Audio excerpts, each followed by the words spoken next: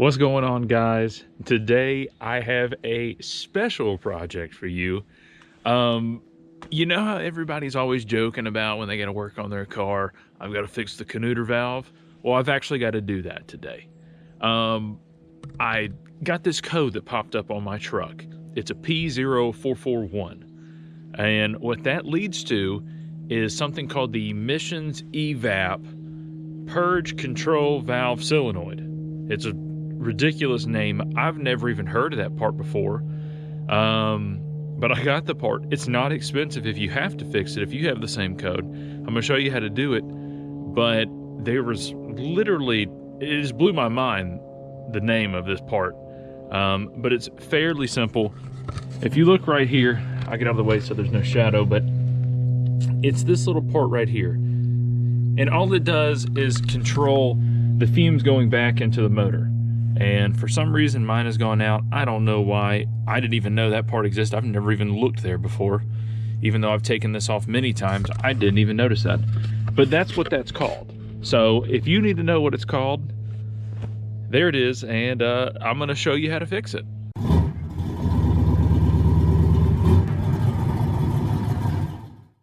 All right, first things first, we've got to take this little top hat off. The easiest way to do it, and it's the way that I'm gonna do it, is you have your little butterfly screw right here in the middle to hold it down. You might have something else if you lost this butterfly screw, but I have the little butterfly. And then I'm gonna remove the little screw that holds on the back side of the mass airflow sensor, so that this portion can just come off and I can work right there. Now that I got that little hat off, here is what I'm talking about. It's this part right here. There's just a couple things we're gonna move out of the way, but it's this little part right here. 2 bolts hold it in. It does have electronics plugged into it. So prior to me unclipping this, I'm gonna take off the negative on the battery so that I don't mess anything else up, and I want it to reset when I plug it back in. So I'm gonna get the battery disconnected first before I unplug this, and I'm gonna disconnect this, which it literally just slides off. Very simple. Just set it off to the side. It's not gonna hurt anything. Just be careful of stretching these lines too much.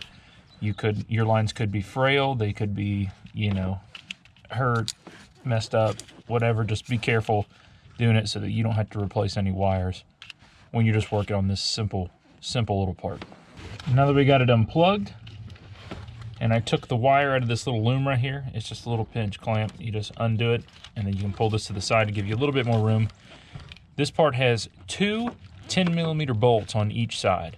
We're gonna take those off. You're gonna need a deep well, you can't use a short, and this should come off fairly easy.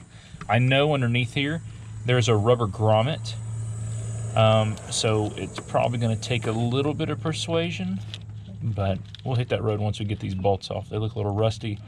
I hope they're not stuck. So here we are, parts removed.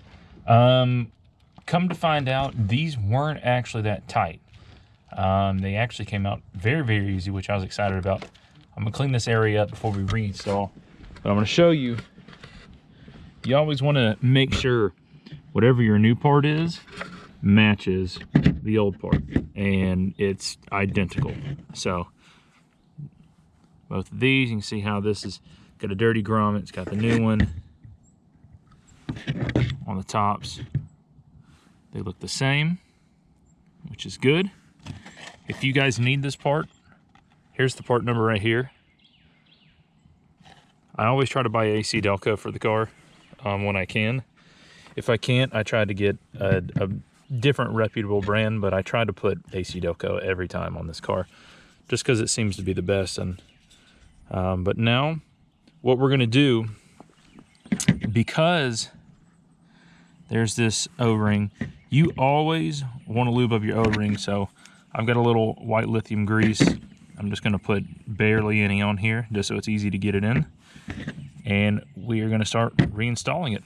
Now that I got the part set in here, I'm gonna get in here and I'm gonna hand tighten these bolts I took out, just so that I can make sure everything's in place before I start ratcheting it down. And you're not going to have to put these down super tight because these are metal. And as you can tell, the bases for it are plastic. So if you screw this down too tight, you will break that plastic, and then you're going to be doing this yet again. So just keep that in mind when you're handling it. Here is the finished product. We have it in simple part to fix, but like I said, I didn't even know this part had a name. I didn't even know this was here.